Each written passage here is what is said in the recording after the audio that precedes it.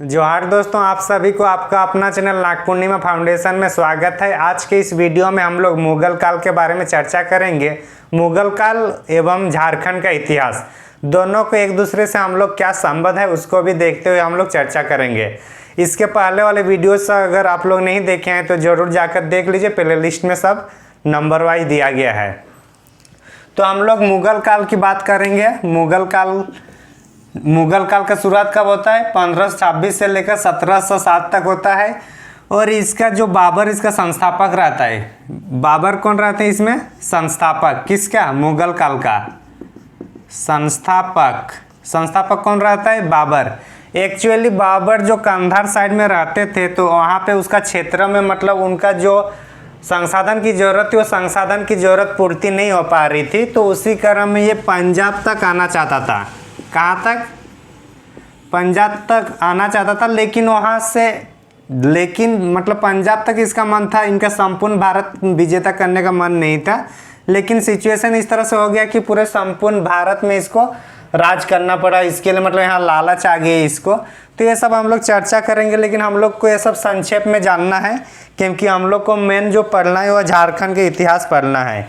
तो बाबर का इसमें थोड़ा देख लेते हैं। बाबर के साथ जो भी 3 लड़ाई हुआ था वो भी देखना है। पानीपत का प्रथम युद्ध, फिर पानीपत के बाद खनवा, चंदेरी और अफगान के साथ युद्ध, ये सब पढ़ना है हम लोग को। तो एक बार हम लोग संक्षेप में देख लेते हैं कि जो मुगल काल में कौन कौन थे। बाबर का बेटा होता है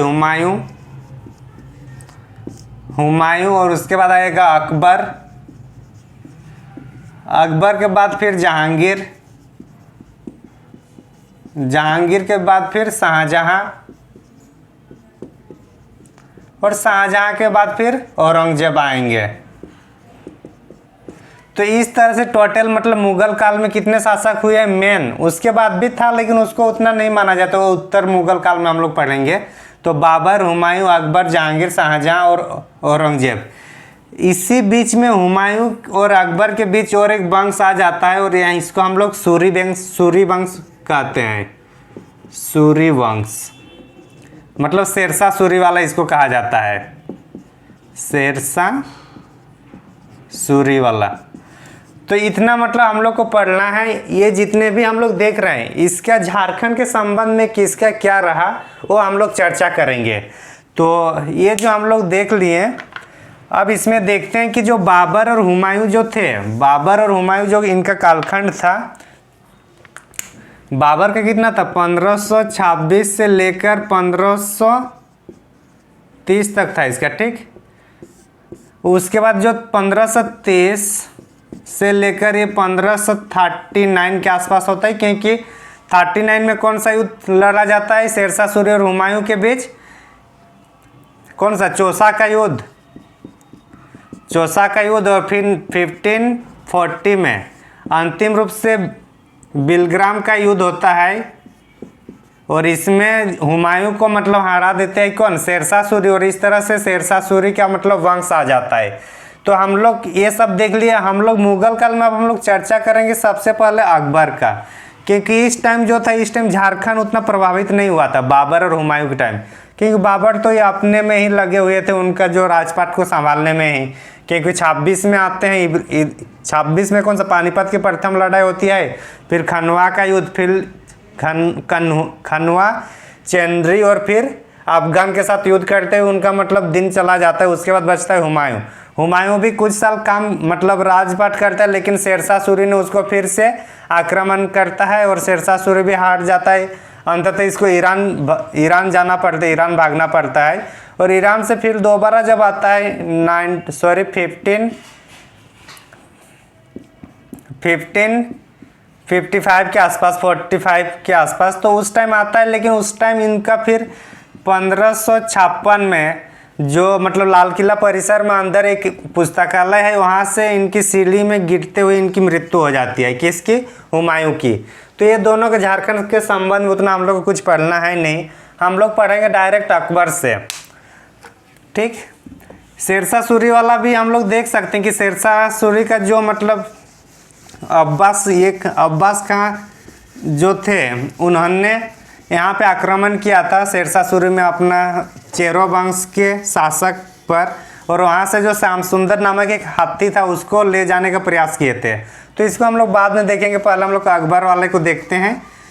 तो अकबर का जो कालखंड है इस टाइम, जब मतलब अकबर का कालखंड कब से कब है, 1556 से लेकर 1605 तक है। कब से कब तक है? तो अब हम लोग चर्चा करेंगे अकबर से संबंधित। अकबर का कब से 1556 से लेकर 1605 तक, ये हम लोग चर्चा करेंगे अकबर का। अकबर के बारे में अगर हम लोग समझते हैं तो अकबर एक उदारवादी किस्म के मतलब शासक थे। साथ ही साथ मतलब सभी धर्मों को समान रूप से मानते थे, मतलब क्या बोलेंगे उसको, सहिष्णुत्व वाले थे। और इसके बाद इनका अगर और भी देखा जाए तो मतलब इसका जो कौशल था वो राजपाट चलाने के लिए इसका अच्छा कौशल था, इसलिए इसको एक महान शासक में से गिना जाता है अकबर को। तो हम लोग चर्चा करेंगे कि इसका भी मतलब जो कालखंड है, कालखंड इसको दो भागों में डिवाइड किया जाता है। इसके कालखंड को एक 1556 से लेकर 1575 के आसपास माना जाता है। 1556 से लेकर इसको 76 तक इसका जो पूर्वार्ध माना जाता है, और फिर 1576 से लेकर 1605। तो एक्चुअली झारखंड के लिए इम्पोर्टेंट ये वाला कालखंड है। ये हम लोग को ऐसे जानना है कि अफगानों से इसमें मतलब लड़ाई चल रहा था इस टाइम 1556 से लेकर 1576। तो अफगान मतलब जैसे कि शेरसूरी जो वंश है उसके वंश में जो भी तो उनसे ये निपट रहे थे इस टाइम। और इसमें जो है 1576 से लेकर 1605 ये झारखंड के लिए इम्पोर्टेंट है, क्योंकि इसी कालखंड में झारखंड की जितनी भी क्षेत्रीय राजवंश था उनसे मतलब इनकी लड़ाइयाँ होती है। किनकी? अकबर की। तो अब हम लोग चर्चा करेंगे 1576 से लेकर 1605 में जो घटनाएं घटी थी उस पर हम लोग चर्चा करेंगे। तो इसमें अगर हम लोग देखें तो अच्छा, इसमें और एक चीज़ देखते हैं। 1578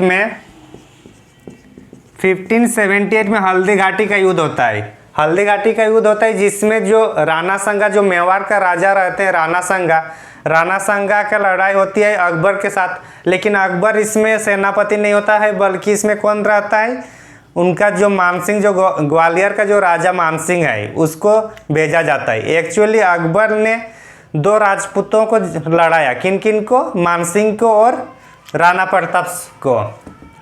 अकबर के साइड से कौन थे? मानसिंह थे, और ये राजपूत इधर का होगा मेवाड़ का राजा कौन? राणा संगा। तो 1576 होगा ये वाला। 1576 में जो हल्दी घाटी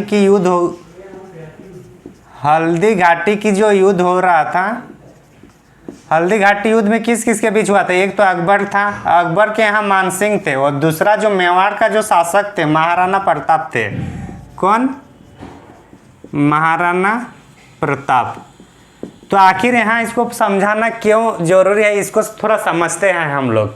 एक्चुअली जो मानसिंह है, मानसिंह और महाराणा प्रताप, मानसिंह ये दोनों क्या है? दोनों राजपूत है। और अकबर ने क्या किया कि जितने भी राजपूत है सबको अपना संधि बनाना चाहा।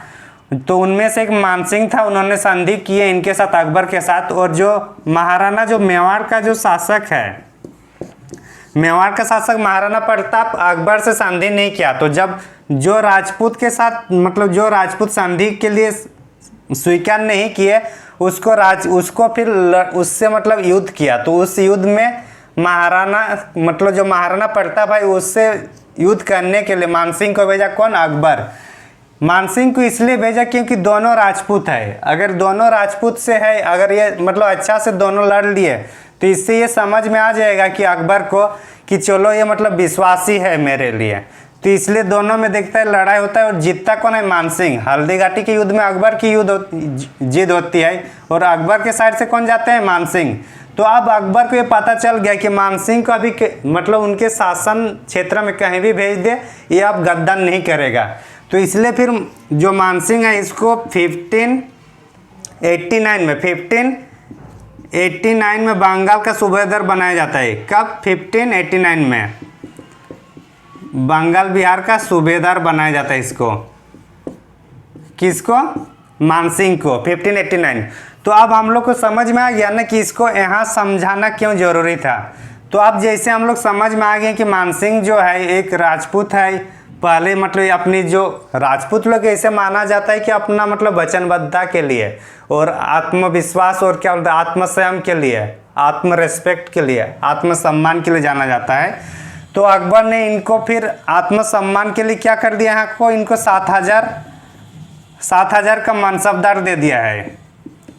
मनसबदार ये हिंदू को दिया जाने वाला सबसे बड़ा मनसबदार था मानसिंह पर। मानसिंह को कितना 7,000 का मनसबदारी दे दिया गया था।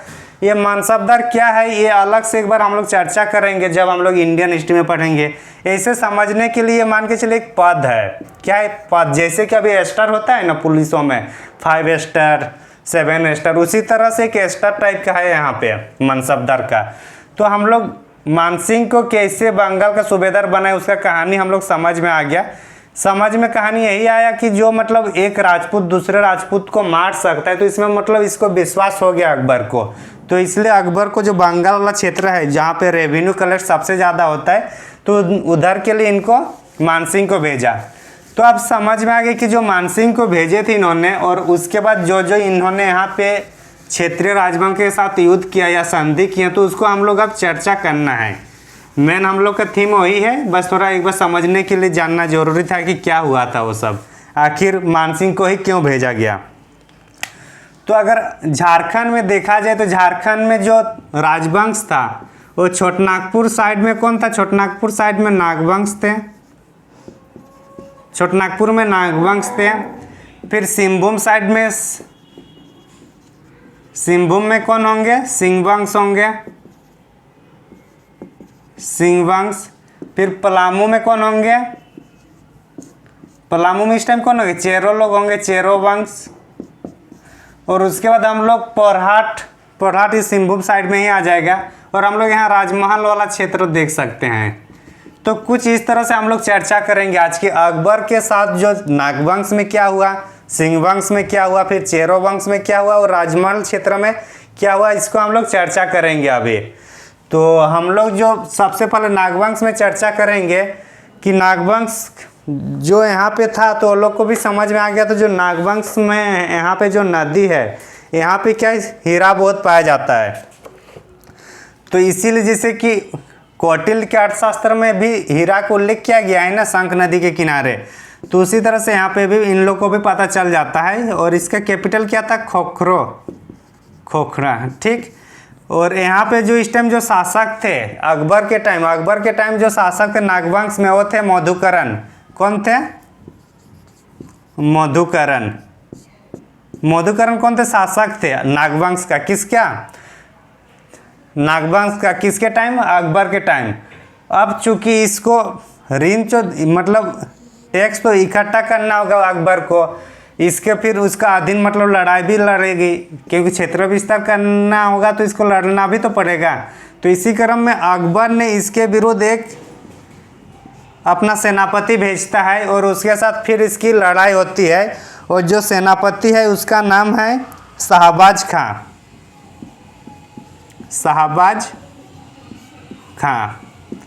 एक्चुअली शाहबाज खां और मधुकरण शाह की जो लड़ाई होती है, उसके बाद शाहबाज खां की जब जीत होती है, किसकी जीत होती है? शाहबाज खां की। तो मधुकरण शाह अभी मतलब इनका जो अकबर का जो शासन व्यवस्था है उसको स्वीकार कर लिया था। अब चाहता तो ये अपने पास मतलब ये जो क्षेत्र है उसको शामिल भी कर सकता था, लेकिन अकबर ने शामिल नहीं किया। अकबर ने इसलिए शामिल नहीं किया क्योंकि ये जो मधुकरण शाह है ना, ये बलशाली भी है, बौद्धिक क्षमता वाला भी व्यक्ति है। तो मान के चलिए अगर मधुकरण शाह वाला क्षेत्र छीन के उसमें दिल्ली मतलब मुगल काल में मिलाया जाता है, तो क्या करेगा? चुपचाप तो बैठे नहीं रहेगा, ये भी कुछ ना कुछ इसको फिर हराने के चक्कर में रहेगा। तो अकबर ने सोचा कि इसको शांतिपूर्ण रखने के लिए एक ही है कि इसको टैक्स देना शुरू कर देना है। किससे? मतलब मधुकरण से टैक्स लेना शुरू करना है। तो इसी क्रम में ये जो क्षेत्र है इससे टैक्स लेना शुरू कर देता है अकबर ने।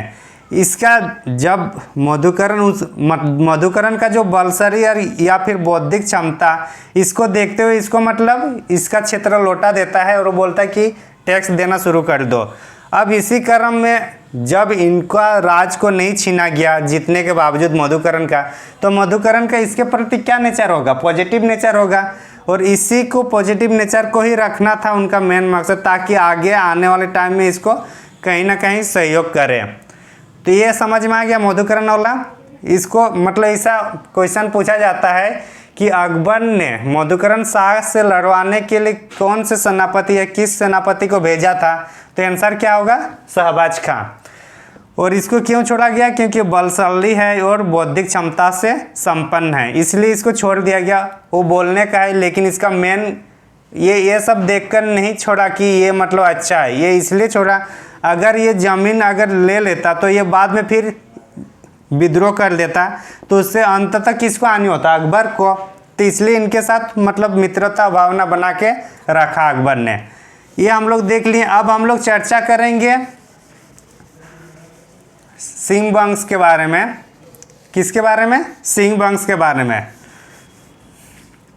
कौन था यहाँ पे, शहबाज खां। शहबाज खां था ना।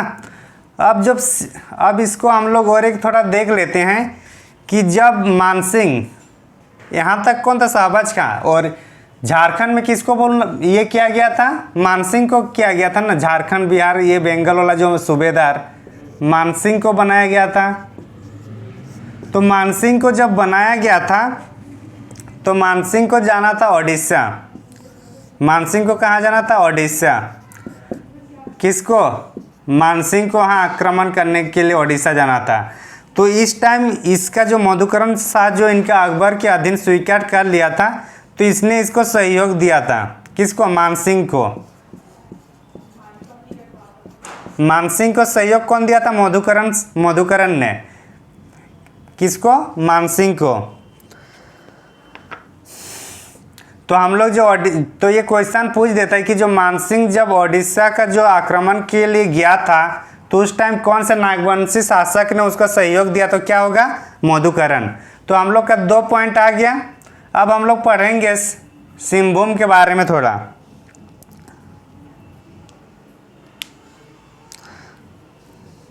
सिंहभूम के बारे में मतलब सिंहभूम साइड भी मानसिंह गया था यहाँ पर, और यहाँ पे जो सिंहभूम राजा उन्हें एक्सेप्ट कर लिया था। और इसी क्रम में जो मतलब पोरहाट के राजे थे, पोरहाट का जो राजा था उसने भी स्वीकार कर लिया था अकबर का ये शासन व्यवस्था को। कौन, पोरहाट का राजा रंजीत सिंह। क्या नाम है इसका, रंजीत सिंह। दिख रहा है ना, पोरहाट का राजा कौन था, रंजीत सिंह। रंजीत सिंह ने भी स्वीकार कर लिया था।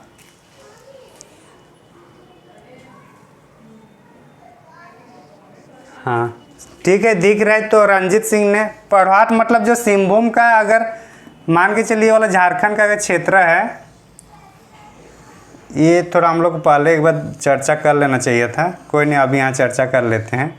तो मान के चलिए वाला जो सिंहभूम वाला क्षेत्र है, सिंहभूम का, और इधर कोल्हान वाला है, तो ये वाला जो क्षेत्र है गुमला के आसपास, ये क्या है, पोरहाट है। पोरहाट है। ये वाला क्षेत्र क्या होगा, रांची होगा, मतलब छोटनागपुर होगा। और इधर वाला कौन सा होगा, पलामू होगा।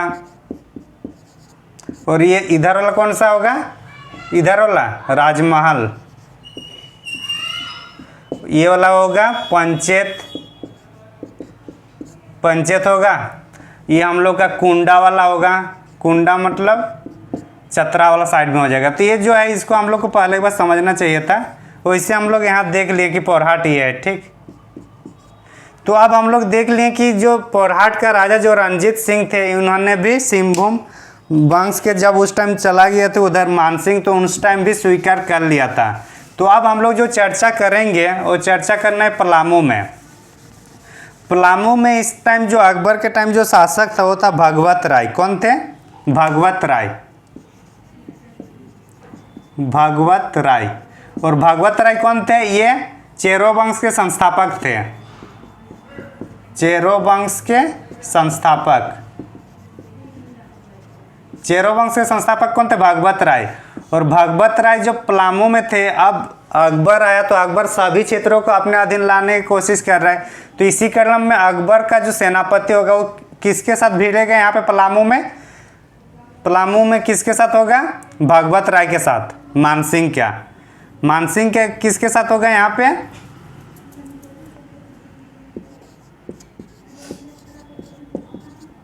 मानसिंह की लड़ाई किसके साथ होगा? भगवत राय के साथ। और भगवत राय कौन है? चेरो वंश के संस्थापक है। भगवत राय ने ये अधीन स्वीकार कर लेता है, अकबर का अधीन स्वीकार कर लेता है। कौन? भगवत राय ने। और उसके बाद फिर हम लोग देखेंगे जब इन्होंने स्वीकार कर लेते हैं, और जैसे ये स्वीकार करता है उसके बाद जब अकबर की मृत्यु होती है, अकबर की जब मृत्यु होती है, और मृत्यु के बाद ये जो भगवत राय है, भगवत राय पूरा मतलब दोबारा राजा बन जाता है। फिर भगवत राय दोबारा राजा बन जाता है यहाँ पे अकबर की मृत्यु होने के टाइम, क्योंकि जब इन्होंने अधीन स्वीकार कर लिया था अकबर के टाइम, तो कामकाज जो भी करना होगा तो अकबर के अनुसार ही करना होगा। तो ये हम लोग अब तक देख लिए हैं। सबसे पहले हम लोग क्या देखें? नागवंश देखें। नागवंश का जो उस टाइम शासक था मधुकरण था। मधुकरण से लड़ने के लिए किसको भेजा गया था? शाहबाज खां को। शाहबाज खां ने मधुकरण को हराया, लेकिन उनका क्षेत्र को शामिल नहीं किया गया। शामिल क्यों नहीं किया गया? क्योंकि यहाँ इनको मतलब ये बोला जा रहा है क्योंकि ये बलशाली है और बुद्धिजीवी है, इसलिए इसको नहीं रखा। इनको मतलब विरोधी नहीं बना, बल्कि अपना सहयोगी के रूप में अकबर ने इसका यूज करने लगा। और इसका ही मतलब इसी के सहयोग से फिर ओडिशा में जो मानसिंह का जो मतलब आंदोलन हुआ, जो सैन्य अभियान हुआ, उस टाइम मधुकरण शाह ने सहयोग दिया। फिर मानसिंह ने जब सिंहभूम गया तो सिंह वंश ने भी स्वीकार किया लिया। उसके साथ साथ जो पोरहाट का राजा रंजीत सिंह थे, रंजीत सिंह ने भी स्वीकार किया किसको? अकबर की स्वाधीनता को, सॉरी अकबर की अधीनता को। उसके पलामू वाला जो क्षेत्र है, पलामू क्षेत्र में भगवत राय थे वहाँ के शासक उस टाइम, तो जाहिर सी बात है जो शासक रहेगी उसी के साथ लड़ाई होगी। तो मानसिंह ने फिर किसके साथ लड़ाई करते हैं? भगवत राय के साथ। फिर मानसिंह यहाँ पे भी जीत जाते हैं, और इन्होंने जो भगवत राय है वो उनका अधीन स्वीकार कर लेते। किसका? अकबर का। और जैसे अकबर की मृत्यु होती है तो दोबारा भगवत राय ही राजा बन जाता है। तो इस तरह से हम लोग नागवंश, सिंह वंश, परहाट और हम लोग ओडिशा के आक्रमण तक हम लोग देख लिए। फिर साथ में हम लोग पलामू वाला भी देख लिए। अब हम लोग थोड़ा चर्चा करेंगे राजमहल वाला क्षेत्र में। कौन सा? राजमहल। अच्छा, राजमहल को समझने से पहले एक बार हम लोग इसको भी देख सकते हैं कि जो मानभूम वाला जो क्षेत्र है पंचेत, वहाँ पे क्या हुआ था। तो अकबर का यहाँ सेनापति कौन है? मानसिंह है। सेनापति तो ही है जिसको 7000 की मनसबदारी दी गई थी। अब पंचेत में देखते हैं, पंचेत मतलब मानभूम वाला क्षेत्र। इस टाइम यहाँ का जो शासक था उसके बारे में हम लोग चर्चा कर लेते हैं। अच्छा, मानभूम का जो शासक थे उन्होंने भी स्वीकार कर लिया था। और इसी क्रम में जो यहाँ पे तारा तो था तेलिकुप्पी, यहाँ पे एक मिनट, हाँ, परा तथा तेलिकुप्पी, तेलकुप्पी, सॉरी, तेलकुप्पी, ये जो दो जगह पे यहाँ पे जो मंदिर था, मंदिरों को जीर्णोद्धार कौन किया? मंदिरों को क्या किया? मतलब मरम्मत कर दिया गया है। किसके द्वारा? इसका मतलब होता है मरम्मत टाइप का। तो जो मंदिर यहाँ पे थे परा और तेलकुप्पी में, जो पंचेत धनबाद क्षेत्र में होगा, उसको क्या कर दिया गया? मरम्मत किया गया, जीर्णोद्धार। कौन किया? मानसिंह ने। यहाँ ये इम्पोर्टेंट है, इसलिए इसको देखना जरूरी है हम लोग को। उसके बाद हम लोग देखें, अगर इसी टाइम ये पंचेत का किला भी बनाते हैं, पंचेत का किला, पंचेत का किला कौन बनाता है? मानसिंह ही बनाता है। तो हम लोग क्या देखें मानभूम क्षेत्र में कि जो पंचेत का किला है उसका निर्माण किया। फिर यहाँ पे परा तथा तेलिकुप्पी जो दो मंदिर है यहाँ पर उसका जीर्णोद्धार किया। कौन? मानसिंह ने जीर्णोद्धार किया। और मानसिंह कब बनता है यहाँ पे? मुगल मतलब बिहार का सूबेदार 1589, जैसे कि हम लोग पहले ही चर्चा किए थे। 1589 में ये बिहार का सूबेदार बनता है, उसके बाद ही ये सब काम करते हैं ये। आगे अगर हम लोग देखें तो बच रहा है हम लोग का राजमहल वाला क्षेत्र। कौन सा? राजमहल वाला क्षेत्र। तो 1592 को राजमहल को राजधानी बनाया जाता है। राजमहल को क्या राजधानी बनाया जाता है? राजधानी बनाया जाता है किसका? बंगाल का। तो झारखंड में जो मतलब राजधानी बनाया गया शशांक के बाद, ये मध्यकाल में जो कौन बनाया? अकबर के मानसिंह ने बनाया। अकबर के सेनापति मानसिंह ने राजमहल को राजधानी बनाया। कब? 1592 को। तो राजमहल के लिए इतना इम्पोर्टेंट है हम लोग को देखना है। राजमहल में और एक क्षेत्र है पोरकोटा महल वाले नगर। पोरकोटा महल वाले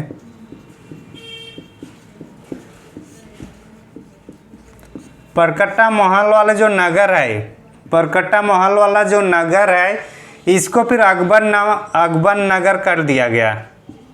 अकबर नगर, इसका नाम परिवर्तित करके। तो अकबर काल के टाइम लगभग इतना काम हुआ था, इतने सारे विरोध हुआ था, इतना सारा जो भी हम लोग लड़ाई देखे या फिर जो संधि हुई है, जो अधीन किए, उसके बारे में हम लोग चर्चा कर लिए। तो हम लोग सबसे ये एक बार स्क्रीनशॉट लेना है तो ले लीजिए। तो अकबर के टाइम हम लोग जो भी वंश का देखे, सिंह वंश का देखे, फिर ओडिशा का जो उनका मतलब अभियान चला मानसिंह का, वो देखे हम लोग। उसके बाद हम लोग कहाँ गए थे? उसके बाद हम लोग पोरहाट सिंहभूम देखे, फिर पलामू क्षेत्र में गए, पलामू के बाद हम लोग पंचेत गए, पंचेत के बाद हम लोग फाइनली राजमहल क्षेत्र में आए। तो इस तरह से हम लोग मानसिंह और झारखंड से संबंधित जो भी गतिविधियाँ हुई उसको हम लोग देखे हैं। यहाँ हम लोग को याद रखने वाली या समझने वाली बात एक है कि जो शाहबाज खां जो था, ये हम लोग का सिर्फ छोटनागपुर क्षेत्र में था, बाकी सभी क्षेत्रों में कौन थे? मानसिंह ही थे। मतलब अकबर का जो यहाँ पे दो सेनापति का नाम आता है, एक शाहबाज खां, शाहबाज खां, इसका क्षेत्र कौन सा था? छोटनागपुर वाला नागवंश से साथ था, मधुकरण के साथ। तो जो दूसरा जो था, दूसरा कौन था? मानसिंह। मानसिंह को अगर देखें तो मानसिंह में कहाँ था इसका? पहले सिंह वंश में था, आक्रमण किया सिंह वंश। उसके बाद पोरहाट, उसके बाद कहाँ देखे थे हम लोग? सिंह वंश, पोरहाट। फिर ओडिशा में, ओडिशा का अभियान हुआ ना। उसके बाद क्या किया इन्होंने? पंचेत मतलब मानभूम वाला। उसके बाद हम लोग क्या देखे? उसके बाद राजमहल वाला क्षेत्र। इसको तो मतलब राजमहल क्षेत्र को क्या राजधानी बना दिया था 1592 में बंगाल का। तो हम लोग जो अकबर के दो सेनापति थे, शाहबाज खां और मानसिंह, तो हम लोग दोनों के बारे में चर्चा कर लिए। दोनों का इम्पोर्टेंट जो भी है हम लोग उसमें चर्चा कर लिए। अब हम लोग अकबर के बाद जहांगीर का जो कालखंड आता है उसमें क्या क्या होता है उस पर हम लोग चर्चा करेंगे। आज थोड़ा वीडियो लंबा हो सकता है क्योंकि मुगल काल में कुछ गतिविधियां ज़्यादा हुई, साथ ही साथ क्षेत्रीय वंश के साथ भी इन लोग की संबंध थोड़ा, किसी में मधुर संबंध रहा तो किसी में लड़ाई रही, तो इसलिए थोड़ा लंबा हो सकता है आज का वीडियो, लेकिन इम्पोर्टेंट है, ज़रूर देखिएगा अंत तक। तो अब हम लोग चर्चा करेंगे जहांगीर के बारे में। जहांगीर को एक ऐसा शासक माना जाता है, खुद तो मतलब शराब से डूबा हुआ रहता था, लेकिन वो मुगल काल में पहला शासक था जिसने शराबबंदी किया था सबसे पहले। और जहांगीर के टाइम जितना था, जो लगभग जितनी भी मतलब निर्णय ली जाती थी उनके मैडम लेती थी और उसी को इम्प्लीमेंट करते थे जहांगीर एक मतलब उसी के टाइम जो सिख गुरु अर्जुन देव बेगरा को फांसी भी दी गई थी। तो ये सब देखेंगे, लेकिन हम लोग को ये जहांगीर में पढ़ना था, लेकिन हम लोग को पढ़ना है जहांगीर और झारखंड। मतलब जहांगीर के टाइम में झारखंड क्या था, यहाँ पे कौन कौन से क्षेत्र में कौन कौन क्षेत्रीय राजवंश था, उसको हम लोग अब चर्चा करेंगे। जहांगीर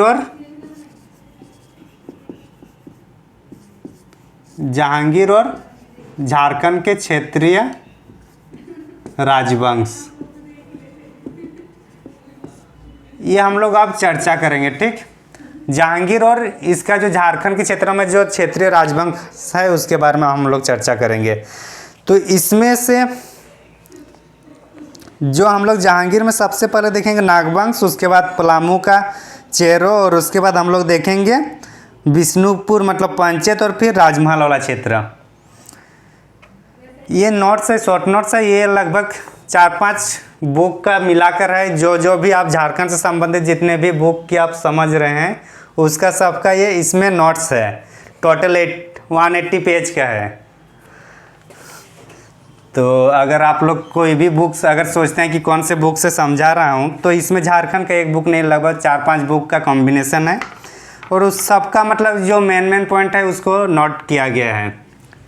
तो हम लोग कहाँ बात कर रहे थे? जहांगीर के बारे में ना, जहांगीर और राज क्षेत्र में। तो झारखंड में जो भी है मेन कौन सा है? नागवंश है, पलामू में चेरो वंश है, और उसके बाद हम लोग अगर राजमहल साइड देखेंगे, और उसके बाद जो पंचायत क्षेत्र है उसको हम लोग देखेंगे, फिर सिंहभूम, यही सब है। तो उसको हम लोग सबसे पहले जहांगीर का, जैसे कि अकबर वाला भी हम लोग सबसे पहले नागवंश से शुरू किए थे, तो इसमें भी हम लोग नागवंश से ही शुरू करेंगे। आप लोग को अभी जस्ट मैंने बताया था, या जो हम लोग समझ चुके थे कि जो नागवंश का अकबर के टाइम कौन था? मधुकरण। अब कौन आएगा? उसका लड़का आएगा, मधुकरण का बेटा जो आएगा वो आएंगे, और इसका नाम है दुर्जनशाल। दुर्जनशाल, इसका मधुकरण था, इसका बेटा का नाम है दुर्जनशाल। तो दुर्जनशाल कौन है? ये हम लोग का मधुकरण के उत्तराधिकारी है। नागवंश के बारे में जहांगीर का कहना था कि यहाँ के जो नागवंश के जो राजा होते थे उसको ये कहते थे जमींदार ए खान आलमा। जमींदार ए खान ए अलामा। इसका मतलब है हीरो के खानों का मालिक। इसका मतलब क्या है? हीरो के खानों का मालिक। हीरो के खानों का मालिक। क्योंकि जो शंख नदी कहाँ पे है? छोटनागपुर में, और वहाँ पे क्या हीरा पाई जाती है। और चूँकि इनको मतलब सजावटी में इनको ज़्यादा रुचि है, चित्रकार में, तो इन्होंने इसी के लिए ये जो नागवंश के राजा थे, नागवंश के राजा को क्या कहा इन्होंने? जमींदार ए खान आलमा। तो कभी कभी क्वेश्चन पूछा जाता है कि जहांगीर ने जमींदार ए खान आलमा किसे कहा? तो कौन होगा? नागवंश के राजा। और जहांगीर के टाइम जो कालखंड हो रहा था उस टाइम यहाँ झारखंड में कौन थे? दुर्जनशाल था। अच्छा, इसका कालखंड कितना था? 1605 में तो अकबर ही हुआ ना, तो 1605 से लेकर 1627 लगभग 20 साल का इसका कालखंड रहा है जहांगीर का। तो दुर्जनशाल यहाँ थे। इसके पहले अगर हम लोग देख रहे थे मधुकरण साल का, तो मधुकरण क्या था? अकबर के अधीन स्वीकार कर लिया था, लेकिन दुर्जनशाल बोला अब हम लोग नहीं सुनेंगे, अब हम लोग बड़े हो गए। मधुकरण शाह तो मान रहा था अकबर का, लेकिन दुर्जनशाल बागी हो गया। बागी हो गया मतलब जो दिल्ली सरकार की जो मुगल सरकार है उसकी बात मानना, ये मतलब अस्वीकार करना शुरू कर दिए। जब इन्होंने अस्वीकार करना शुरू कर दिया, कौन? दुर्जनशाल, तो जहांगीर को लगा कि तुम्हारा बाप तो मेरे यहाँ में था पापा, लेकिन अब ये काहे बागी बन रहा है। तो इसको संभालने के लिए, इसको कंट्रोल करने के लिए फिर वो सेनापति लाता है। क्या लाता है? सेनापति। तो पहला जो सेनापति लाता है उसका मतलब 1205 नहीं तो 1612 के आसपास, 1612 के आसपास एक सेनापति को भेजता है। सेनापति का नाम, एक मिनट, जाफर खां। सेनापति का नाम क्या है? जाफर खां। इसको भेजते हैं सबसे पहले जहांगीर ने, किसको कंट्रोल करने के लिए?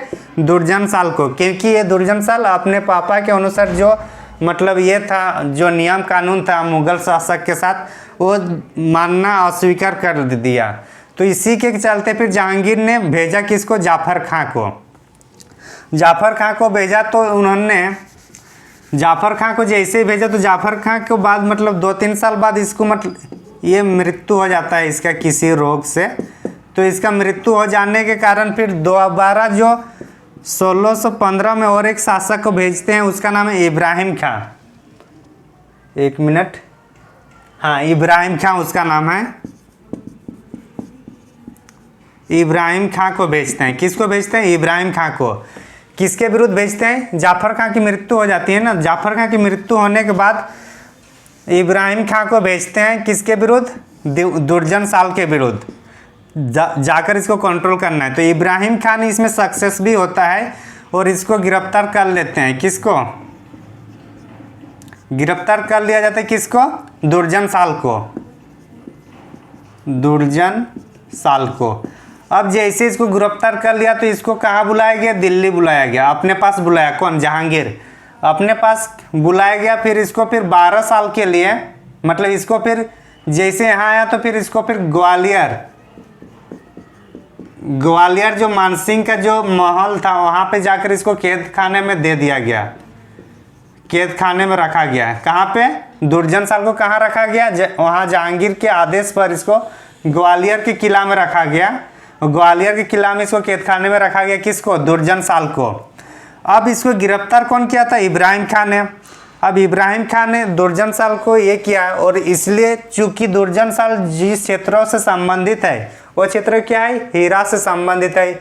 हीरा ज़्यादा है तो इसका मतलब पकड़ने का मतलब होता है कि इसको अब इनाम भी दी जाएगी। किसको? इब्राहिम खां को। कि जो हीरों का मालिक है, जो मतलब जहाँ पे हीरा मतलब रहता है, हीरा पाया जाता है, उसको नाम जो जमींदार खान आलमा कहा गया, उसका जो मालिक है दुर्जन साल को फिर मतलब गिरफ्तार कर गया। तो उसके ये में पुरस्कार के रूप में इसको क्या मिलता है? 4,000 की मनसबदारी। 4,000 की मनसबदारी किसको मिलती है?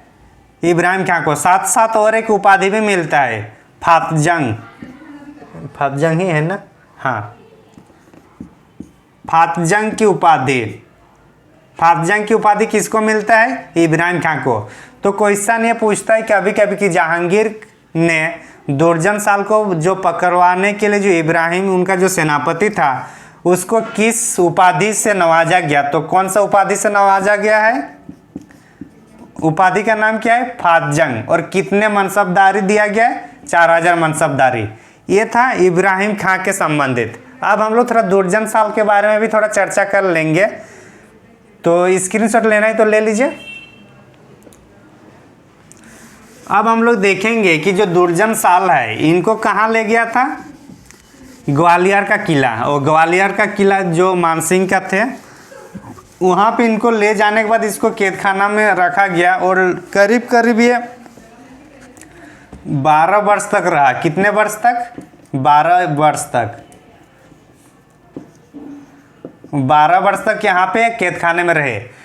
अब एक कहानी यहाँ शुरू होता है कि जहांगीर को पता था या सबको वहाँ पता है कि जो हीरों का जो पहचान की जाती है वो नागवंश के शासक लोग अच्छा से कर पाएंगे। और इसी क्रम में जहांगीर को मतलब हीरा खरीदने के लिए मतलब कोई हीरा बेचने वाला आ गया उनके राज दरबार में। तो जहांगीर कन्फ्यूज हो गए कि इनमें से असल हीरा कौन सा है। तो उसको जब समझ में नहीं आया तो उनको ये भी याद है कि जो नागपुर का जो राजा है वहाँ पे हीरा ज़्यादा है और वो इनके कैद खाने में है ग्वालियर में। तो इनको याद है कि दुर्जन साल को बुलाया जाए और उनसे ये पूछा जाए कि कौन सा मतलब ओरिजिनल हीरा है। ओरिजिनल हीरा का फिर उन्होंने बता दिया, कौन? दुर्जन साल ने, कि कौन सा ओरिजिनल है। और जब सही बताया तो फिर जहांगीर ने इसको मतलब जो कैद खाने में रखा गया था वहाँ से इसको छोड़ दिया गया। किसको? दुर्जन साल को।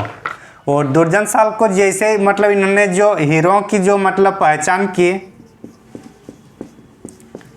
हीरों की पहचान के कारण इसको दुर्जन साल को अब बोला, अब दुर्जन साल नहीं, अब दुर्जन शाह से आपको जाना जाएगा।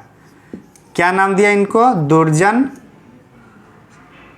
दुर्जन जो साल था अब ये हट जाएगा, दुर्जन साल हट जाएगा और इसमें शाह आ जाएगा, दुर्जन शाह। तो फाइनली क्या होगा? दुर्जन शाह। कभी कभी ये क्वेश्चन पूछता है कि दुर्जन साल को दुर्जन शाह सबसे पहले कौन कहा या किसने कहा? तो कौन होगा? जहांगीर ने कहा। क्यों कहा? क्योंकि जो हीरे का जो मतलब जो असल हीरा है उसको पहचानने में उन्होंने मदद की, किसका? जहांगीर का। इनको दुर्जन साल के संबंध में कहा जाता है इसको कहाँ रखा गया था? तो ग्वालियर का किला में रखा गया था, कैद खाने में। और कितने साल के लिए? 12 साल के लिए, 12 साल। इसमें जो इसको छुटकारा दिया, गिरफ्तार से इसको छोड़ दिया गया, तो छोड़ देने के क्रम इसको बोला कि 6,000 रुपया आपको टैक्स देना होगा। कितना? 6,000 कर देने के मतलब शर्त से इसको छोड़ दिया गया। किसको? दुर्जन साल को। तो इस तरह से हम लोग जो जहांगीर और दुर्जन साल का जो संबंध था उसको हम लोग देख लिए। दुर्जन साल के बाद हम लोग देखेंगे, ये तो हम लोग का कहाँ था? नागवंश वाला। अब हम लोग देखेंगे सिंहवंश में क्या हुआ है जहांगीर के संबंध में। तो हम लोग ये नागवंश वाला देख लिया। अब हम लोग कहाँ जाएंगे? नागवंश का तो हम लोग पलामू वाला में भी देख सकते हैं जहांगीर के टाइम। तो चलिए हम लोग पलामू को ही पहले देख लेते हैं। पलामू क्षेत्र मतलब समझ में आ रहा है माइंड में कहाँ है? तो जो पलामू वाला क्षेत्र है, पलामू क्षेत्र जब अकबर थे तो उस टाइम कौन थे? भगवत राय। अब भगवत राय जैसे अकबर की मृत्यु होती है तो फिर वो दोबारा राजा बनता है भगवत राय, और उसके बाद फिर उसका बेटा अनंत राय आता है। अभी जहांगीर के कालखंड में कौन आता है? अनंत राय। क्या नाम है? अनंत राय। अनंत राय किसका बेटा है? भगवत राय का। तो जो अनंत राय है और चूँकि जहांगीर मतलब ये इनका पापा ही सबसे पहले मतलब विरोध करना शुरू कर दिया था और अलग से मतलब अपना दोबारा स्टेबलाइज कर लिया था भगवत राय। तो अब जहांगीर ने भी अब इसको बोला कि इसको भी कंट्रोल करने की आवश्यकता है। तो जहांगीर ने इसको भेजता है इसको कंट्रोल करने के लिए सेनापति, और सेनापति का नाम है अफजल खां। क्या नाम है? अफजल खां। ये कौन है? सेनापति है। किसका? जहांगीर का। और इसको किससे लड़ने भेजता है? अनंत राय को। फिर इसकी जीत किसकी होती है? जाहिर सी बात है पूरा मतलब उतना बड़ा जो सेना रहेगा उसी की जीत होगी। तो अफजल खां की जीत होती है और इसने बोला कि चलो हम लोग तो जीत ले, लेकिन आपको आपके मतलब जो क्षेत्र है उसको वहीं पर रखा जाएगा, बस टैक्स देते रहना है। क्या है? टैक्स देते रहना है। अनंत राय के बारे में मतलब फिर इन्होंने स्वीकार कर लिया था, हाँ तो ठीक है टैक्स दे देंगे। कौन बोला? अनंत राय। किसको? जहांगीर को। अनंत राय ने इसी क्रम में पुरानी जो पलामू किला है, पुरानी पलामू किला का निर्माण करता है। कौन? अनंत राय। हालांकि हम लोग बाद में और चर्चा करेंगे। तो टैक्स कौन देना स्वीकार कर दिया? अफजल खान ने। अब ये तो टैक्स देना शुरू कर दिया, लेकिन इसका बेटा आता है सहबल राय। कौन आता है? सहबल राय। ये किसका बेटा है? अनंत राय का। तो सहबल राय ने कहा कि अब हम लोग मतलब जो टैक्स देते टैक्स नहीं देंगे, ये तो टैक्स देना माना कर दिया। ऊपर से जो जीटी रोड था, ग्रैंड ट्रंक रोड, जिसको अभी NH-19 कहा जाता है, इसमें लूटपाट करना शुरू कर दिया इन्होंने। जहांगीर का जो भी माल मतलब बंगाल की ओर जा रहा था या बंगाल से जो भी सामान आ रहा था वो सब का मतलब लूटपाट करना शुरू कर दिया। कौन? सहबल राय ने। अब व्यापारी लोग क्या किए? व्यापारी लोग शिकायत कर दी किससे? जहांगीर से। अब जहांगीर को लगा हमारे यहाँ जो सामान आ रहे हैं उसको कौन लूटपाट कर रहा है, तो पता चला सहबल राय है। तो उन्होंने फिर भेजा सहबल राय को पकड़ने के लिए कि उनको जाइए बुलाइए, क्या कर रहे हो सब देखना है। तो जब इनको मतलब पकड़ के ले गया जहांगीर के वहाँ, तो जहांगीर उसी टाइम वहाँ पे मतलब बाघ का जो होता है वो लोग मनोरंजन कर रहे थे और उसको भी वहाँ ले गया था। तो उन्होंने बोला इनको बाघ के पिंजरे में छोड़ दिया जाए। कहाँ पे? बाघ के पिंजरे में इनको छोड़ देते हैं। और बाघ और सहबल के बीच मतलब फिर लड़ाई होता है, अंततः कौन जीतेगा? बाघ ही जीतेगा, भूखा शेर है। तो मतलब सहबल राय जो चेरो वंश का जो राजा था उसको जहांगीर ने किससे ये करवाया? बाघ से मारवाया। और इसका कारण क्या था? क्योंकि मतलब जो लूटपाट कर रहा था जहांगीर के जो व्यापारी लोग थे उस सब से। तो ये समझ में आ गया। तो मतलब जो ये पलामू में जो हम लोग चर्चा करने वाले थे जहांगीर के काल में, वो एक था अनंत राय और अनंत राय के बेटा सहबल राय। अनंत राय के टाइम अफजल खां आए थे। तो इस तरह से हम लोग इसको देख लिए। इंपॉर्टेंट है, स्क्रीनशॉट लेना है तो ले लीजिए।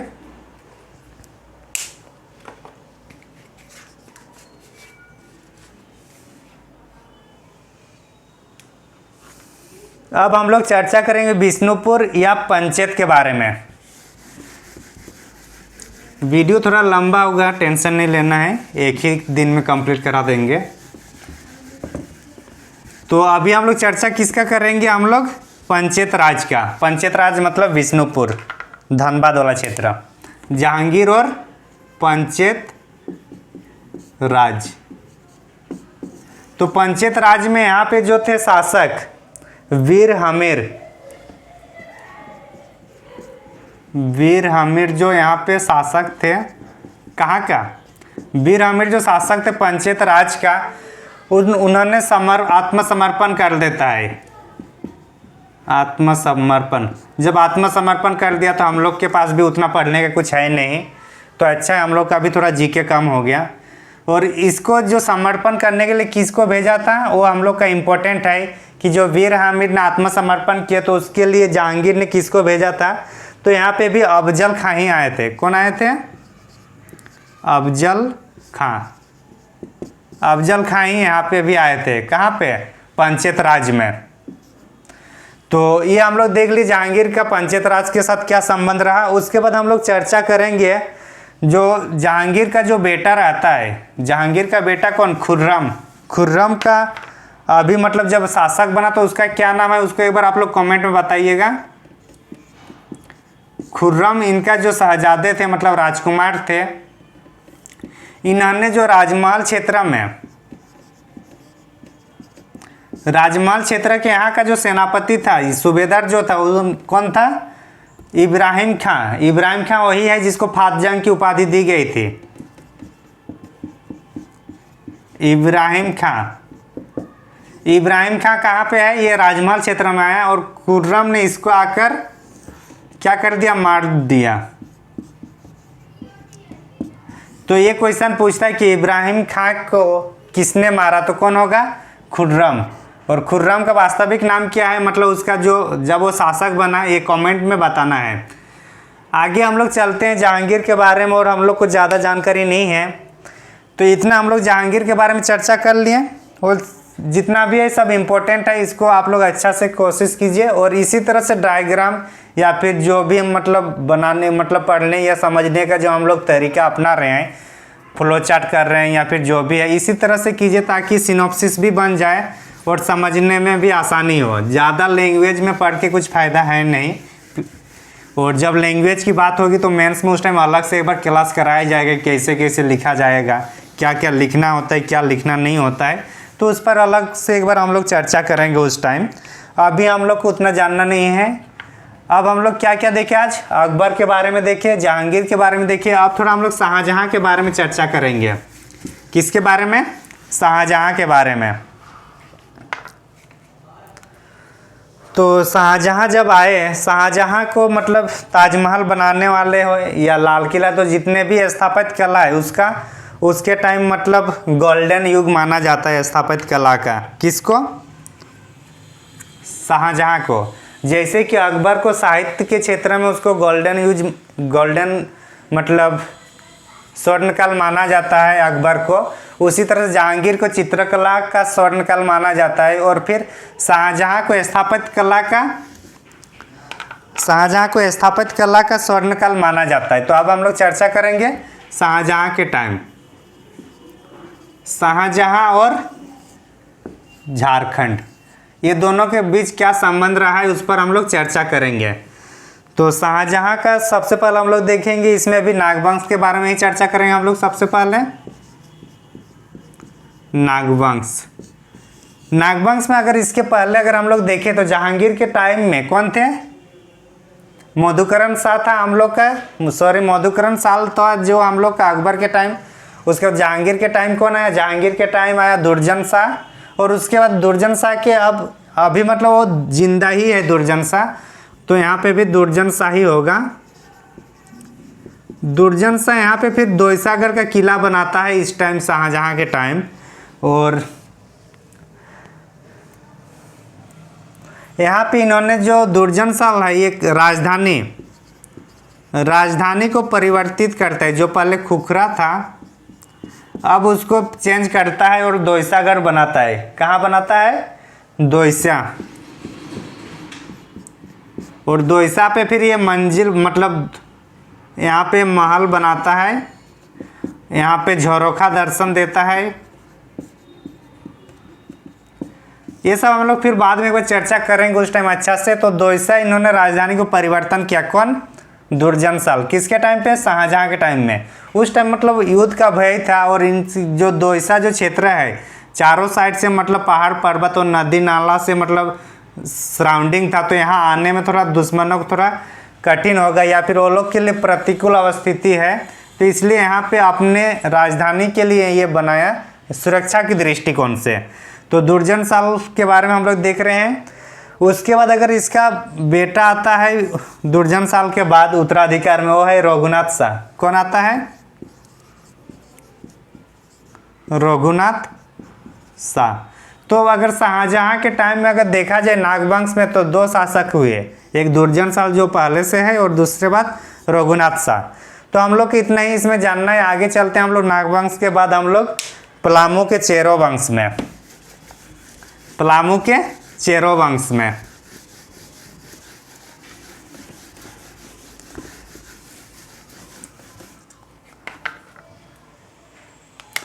पलामू का जो चेरो वंश है,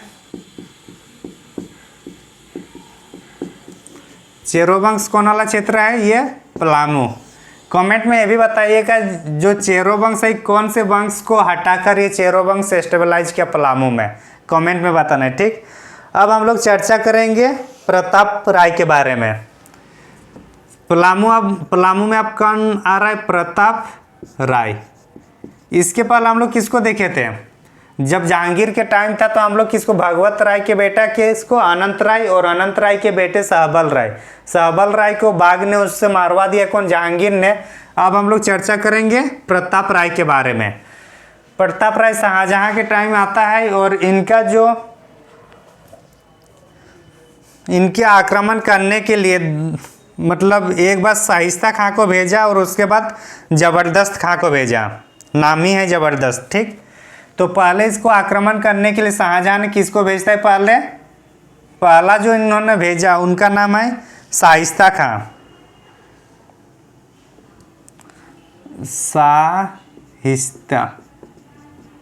शाइस्ता खां को भेजता है पहला। जब इससे नहीं बनता है तो दोबारा इन्होंने भेजता है जबरदस्त खां को। नाम ही है जबरदस्त खां, ठीक। जबरदस्त खां को किससे भेजता है? प्रताप राय से लड़ने के लिए। फिर उन्होंने इनको मतलब स्वीकार करवाता है कि चलो स्वीकार करो मुगल साम्राज्य का अधीन। तो इन्होंने जैसे इनको स्वीकार कराया तो इसके बदले जबरदस्त खां को शाहजहां ने 1000 का मनसूबदारी देता है। कितना? ये दोनों के बीच जो संधि होता है उसमें 1 करोड़ का संधि होता है। 1 करोड़ का संधि होता है दोनों के बीच में, प्रताप राय और जबरदस्त खां के बीच। उसके बाद जो इनको प्रताप राय को जो पकड़े तो जबरदस्त खां को 2000 का मनसबदारी देता है। मनसबदारी कितना? 2000 का देता है। लेकिन प्रताप राय को भी देता है कि क्योंकि इन्होंने उसको स्वीकार कर लिया तो इसी क्रम में इसको 1000 का मनसबदारी देता है। तो ये मतलब दोनों को शाहजहां ने प्रताप राय को भी मनसबदारी दिया और जबरदस्त खां को भी मनसबदारी देते हैं। और उसके बाद फिर पलामू का शासक प्रताप राय के साथ मतलब सब संधि ठीक ठाक हो गया। तो फिर पलामू के शासक ठीक से चला, यहाँ पे कोई फिर मतलब लड़ाई झगड़ा नहीं हुआ। और उसके बाद फिर भोपाल राय आता है। कौन? भोपाल राय। तो मतलब जो शाहजहां के टाइम अगर चेरो वंश में देखा जाए तो दो, एक प्रताप राय और दूसरा भोपाल राय आता है। कौन? भोपाल राय।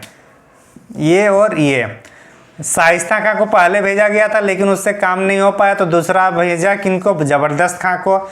जबरदस्त खां ने इनके साथ संधि कर लिया 1 करोड़ का प्रताप राय को। तो शाहजहां खुश हो गए, उन्होंने बोला ले लो 2000 का मनसबदारी। और प्रताप राय को बोला तुम भी ले लो 1000 का मनसबदारी। और उसके बाद फिर शासक बनता है कौन? भोपाल राय। तो ये हम लोग देख लिए शाहजहां और पलामू के टाइम। अब हम लोग चर्चा करेंगे सिंहभूम में कुछ खास नहीं था, तो सिंहभूम को अब हम लोग शाहजहां के टाइम उतना नहीं पढ़ेंगे। अब हम लोग अन्य कुछ जो शासक है उसके बारे में थोड़ा चर्चा कर लेंगे। तो अन्य जो शासक है उसमें जो है मानभूम है, पंचेत राजा है, और बंगाल का जो सूबेदार है इस टाइम जो परिवर्तन कर दिया वो थोड़ा इम्पोर्टेंट है, उसको हम लोग देख लेंगे। तो सबसे पहले हम लोग देख लेते हैं इसमें मानभूम में अभी जो धनबाद क्षेत्र है, धनबाद में मुगलों का हस्तक्षेप बढ़ जाता है। अब मुगलों का हस्तक्षेप बढ़ जाता है कहाँ पे? धनबाद क्षेत्र में। उसके बाद हम लोग देखेंगे तो पंचेत राजा यहाँ पे जो थे, पंचेत राजा कौन थे? पंचेत राजा फिर यहाँ पे मतलब पराजित हो जाता है, जाहिर सी बात है पराजित वो लोग से। तो पंचेत राजा जो यहाँ पे पराजित होता है उसका नाम है वीर नारायण सिंह। नाम में तो कोई कमी नहीं है, क्या नाम है? वीर नारायण सिंह। इसको पराजित कौन कर रहा है? शाहजहां के लोग, शाहजहां ने इसको पराजित करता है। आगे हम लोग और एक देखेंगे इसमें जो इम्पोर्टेंट है कि 1639 में जो बंगाल, जिसको बंगाल का जो राजधानी बनाया गया था मानसिंह ने 1592 में, अब वो राजधानी अब यहाँ नहीं रहेगा। अब राजधानी जो राजमहल में था, राजमहल में जो राजधानी था वो अब कहाँ भेज दिया गया? ढाका भेज दिया। मतलब राजधानी को अभी राजमहल में अब राजधानी नहीं बचा, तो राजधानी अब कहाँ हो गया? ढाका। और ये क्वेश्चन पूछता है कि जो राजमहल में राजधानी का परिवर्तन, मतलब राजमहल से राजधानी कब हटा या कब ढाका चला गया? तो ये 1639 में। और किसके शासनकाल में गया है? शाहजहां के शासनकाल में। तो इतना समझ में आ गया होगा हम लोग को। और यहाँ पे जो बचा था राजमहल क्षेत्र में शेष रूप से जो था, मतलब वहाँ पे जो टकसाल था, सिर्फ टकसाल बच गया था। क्या बच गया था? टकसाल। टकसाल का मतलब होता है जहाँ पे पैसा जो करेंसी होता है, करेंसी मतलब जो कोइन होता है, कोइन का जहाँ पे ढाला जाता है उसको क्या कहा जाता है? टकसाल कहा जाता है। तो यहाँ पे सिर्फ शेष जो राजमहल में बचा वो सिर्फ टकसाल के रूप में बचा, बाकी राजधानी ढाका परिवर्तित कर दी गई है 1639 में। किसकी उस टाइम शासनकाल था दिल्ली में? शाहजहां के टाइम में। तो हम लोग शाहजहां का देख लिए, और अभी हम लोग का बस और एक शासक बच रहा है, उसको हम लोग देखेंगे। और इस तरह से आज के वीडियो को हम लोग कंप्लीट करेंगे। अंतिम शासक जो हम लोग का होगा 1707 में जो बनता है औरंगजेब। तो औरंगजेब के बारे में थोड़ा हम लोग अब चर्चा करेंगे कि औरंगजेब ने, ऐसे तो उसको जिंदा पीर कहा जाता है, झारखंड के संबंध में उन्होंने क्या किया उसको भी एक बार हम लोग चर्चा करेंगे औरंगजेब के बारे में। कमेंट में ये बताना है कि जो जिंदा पीर बोला जाता है औरंगजेब को, उसका कारण क्या था, क्यों उसको आखिर जिंदा पीर कहा गया। दूसरा कमेंट में ये भी बताना है कि जो औरंगजेब जो शासक बना वो किसको हराकर, सामूगढ़ की जो लड़ाई हुई उसमें किसको हराकर वो शासक बना। तो अभी हम लोग चर्चा करेंगे औरंगजेब का 1658 से लेकर 1707। औरंगजेब ना,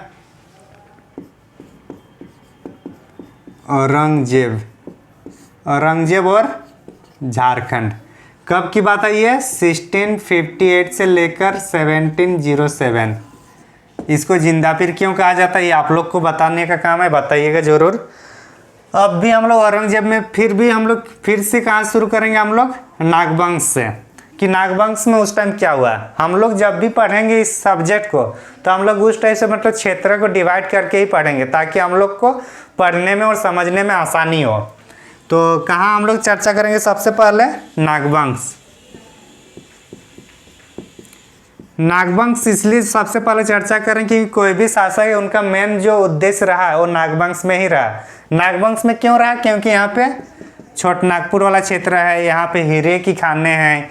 और नागवंश अगर बोला जाता है कि छोटनागपुर को अगर कंट्रोल कर लेंगे तो साइड में जो भी छोटे छोटे जो पलामू है, पलामू के चेरो हुआ, सिंहभूम हुआ, पोरहट है, ये पंचेत, ये सब को अपने आप कर लेंगे अगर बड़ा सा क्षेत्र को अगर शामिल कर लिया जाता है या फिर अधीन स्वीकार करा लिया जाता है। तो हम लोग सबसे पहले अभी देखेंगे हम लोग छोटनागपुर का नागवंश के बारे में, और इस टाइम रघुनाथ शाह। जैसे कि हम लोग देखे थे कि जो शाहजहाँ के टाइम आया था रघुनाथ शाह, तो वो अभी भी वही है। तो रघुनाथ शाह के बारे में अभी हम लोग चर्चा करेंगे। किसके बारे में? रघुनाथ शाह के बारे में। सबसे पहले इसके टाइम जो मुगलों का आक्रमण हुआ था, मुगलों का आक्रमण जो हुआ था केवल और केवल एक बार हुआ था। कितने बार हुआ था? केवल एक बार इनके टाइम मुगलों का आक्रमण हुआ था, रघुनाथ शाह के टाइम।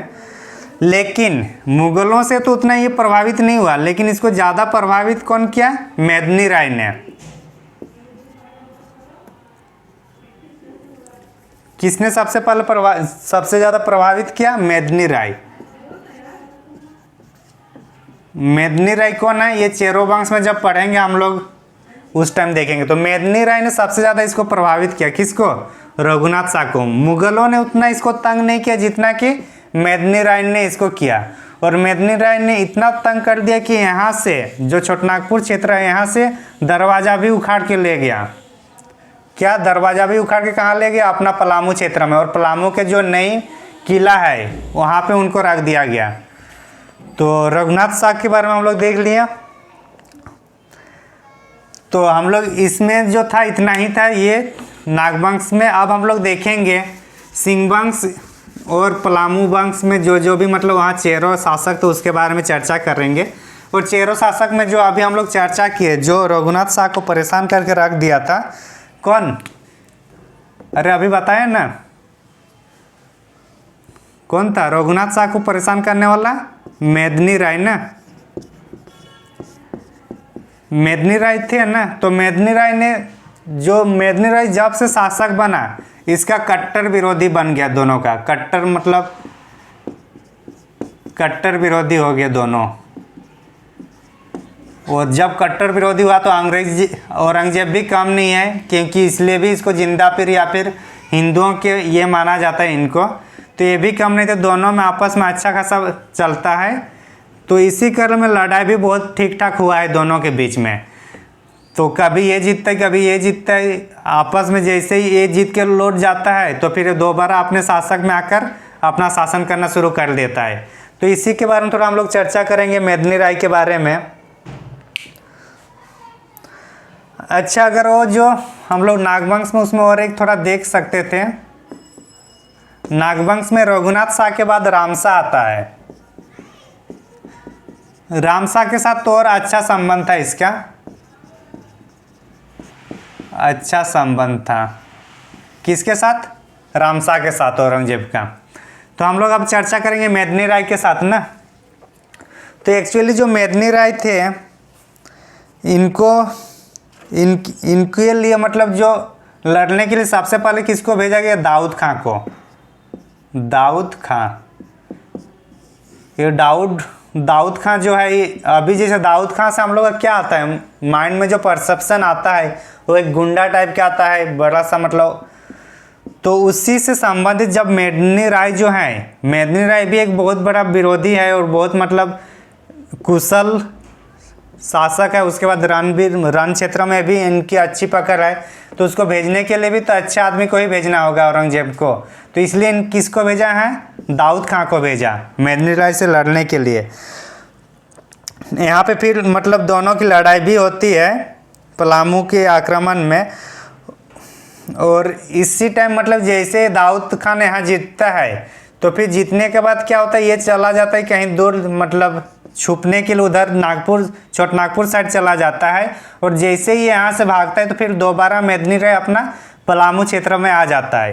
ये सब करते रहता है। और इसी बीच में दाऊद खां के डर में या फिर औरंगजेब के डर में एक हिंदू शासक ने जो मुस्लिम धर्म है उसको एक्सेप्ट कर लिया था। और उसका नाम था चुनराय। क्या नाम है? चुनराय जो शासक थे, कुंडा के शासक थे। इन्होंने मुस्लिम धर्म को स्वीकार कर लिया था। मुस्लिम धर्म को स्वीकार कर लिया था, तो इसको जो चुनराई था इनको मेदिनी राय ने इनके भाई से ही मारवा दिया था उनके इशारे पर। तो इस तरह से हम लोग देख लिए इसको।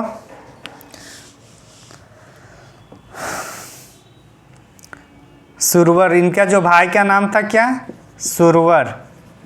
सुरवर राय जो थे ये मार दिया था किसको, अपने बड़े भैया चुनराई को। क्यों, क्योंकि इन्होंने मुस्लिम धर्म को एक्सेप्ट कर लिया था, और किसके इशारे पर, मेदिनी राय के इशारे पर। तो ये हम लोग का जो था चेरो वंश से संबंधित था। चेरो वंश में इसके बाद रुद्र राय ये सब भी आते हैं, तो उतना इम्पोर्टेंट नहीं है। अब हम लोग चर्चा करेंगे अन्य राजवंश के बारे में जो औरंगजेब के साथ था। तो उसमें हम लोग सबसे पहले हम लोग चर्चा करेंगे सिंहभूम के बारे में। हालांकि सिंहभूम का यहाँ पे कुछ साक्ष्य नहीं मिलता है औरंगजेब के साथ यहाँ पे सिंहभूम में कुछ किया है इस टाइप से। तो हम लोग फिर जो यहाँ पे था पोरहाट का नौरेश, उसके टाइम ये महिपाल जो है, पोरहाट का नौरेश, पोरहाट में नौरेश कौन था, महिपाल। महिपाल किसके समकालीन है, औरंगजेब के। तो पोरहाट का जो शासक महिपाल है वो किसके समकालीन है, औरंगजेब के। ये हम लोग देख लिए। आगे हम लोग देखेंगे इसमें रामगढ़ में दलेल सिंह ये सब शासक बनते हैं इसके टाइम। रामगढ़ में दलेल सिंह शासक बनता है। तो इस तरह से हम लोग आज, और इसी टाइम औरंगजेब के टाइम ही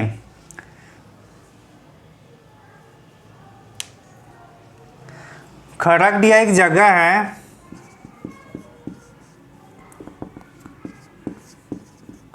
खड़गडिया जो जगह ये मतलब औरंगजेब से बचा हुआ था, औरंगजेब से बचा हुआ था। तो इस तरह से हम लोग जो आज मुगल काल के बारे में चर्चा किए, मुगल काल के जितने भी शासक है उस पर हम लोग चर्चा किए संक्षेप में, और उसके साथ उनका जो संबंध रहा झारखंड के क्षेत्रीय राजवंश में उस पर भी हम लोग आज चर्चा किए। तो ये थोड़ा मतलब कठिन सब्जेक्ट हो जाता है जब दोनों को कनेक्ट करके पढ़ाना होता है। तो आप लोग भी कोशिश कीजिए इसी तरह से डिवाइड करके, जैसे कि कोई भी शासक बनता है या फिर जो भी शासक यहाँ बने मुगल काल में, तो उसको दिल्ली सल्तनत में हम लोग को उतना परेशान नहीं हुआ क्योंकि वहाँ उस टाइम उतना इंटरफेयर नहीं हुआ था। लेकिन अभी जैसे ही हम लोग पढ़े कोई भी दिल्ली का जो शासक है उसको हम लोग एक हेडलाइन में बना देना है। उसके बाद हम लोग को जैसे हम लोग पढ़े थे उसी तरह से एक बार नागवंश लिख देना है। उसके बाद एक एक करके उनका लिखना है कौन कौन इसमें आया, फिर क्या क्या मतलब किन किन बातों पे किन किन शासक के साथ मतलब सहमति बना, किन किन के साथ लड़ाई हुआ। फिर सिंहभूम के बारे में लिखिए। उसके बाद फिर पलामू, फिर पोरहाट या फिर पंचायत राज के बारे में चर्चा कीजिए। फिर राजमहल क्षेत्र। तो मतलब इसको कैसे पढ़ा जाए इस टॉपिक को, उसको इसी तरह से हम लोग को पढ़ना होगा।